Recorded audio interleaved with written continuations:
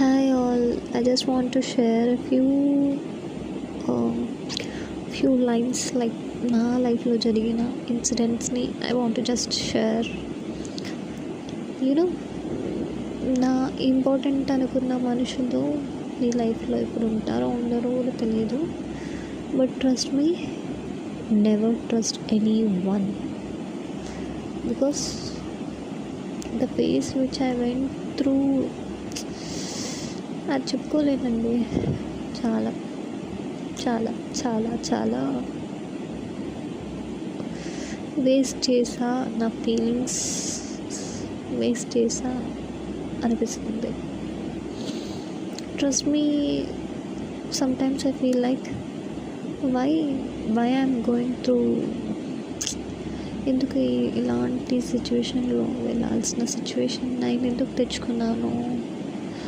అరే ఒక్కరోజు వెళ్ళకుండా ఉండాల్సింది కదా, ఆ ఒక్కరోజు నేను వెళ్ళకుండా ఉండాల్సింది కదా. లైక్ ఎందుకు వై డిడ్ ఐ ఎందుకు చూస్ చేసుకున్నా, బ్యాక్గ్రౌండ్ వెరిఫికేషన్ లేకుండా ఎందుకు చూస్ చేసుకున్నా అనే ఫీలింగ్ ఉంది.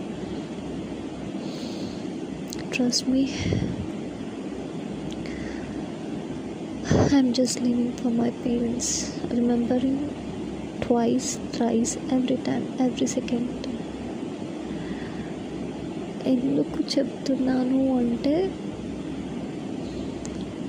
ఒక పర్సన్ని నువ్వు ట్రస్ట్ చేసే ముందు వాళ్ళు నిజం చెప్తున్నారా అబద్ధం చెప్తున్నారా అనేది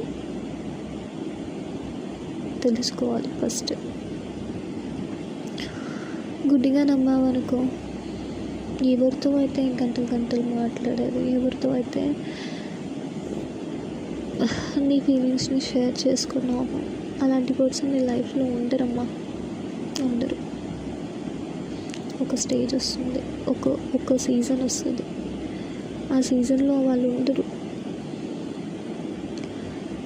నేను నట్టేయటం నుంచి వెళ్ళిపోతారు.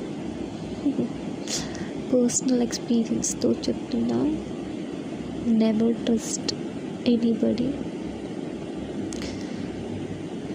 never.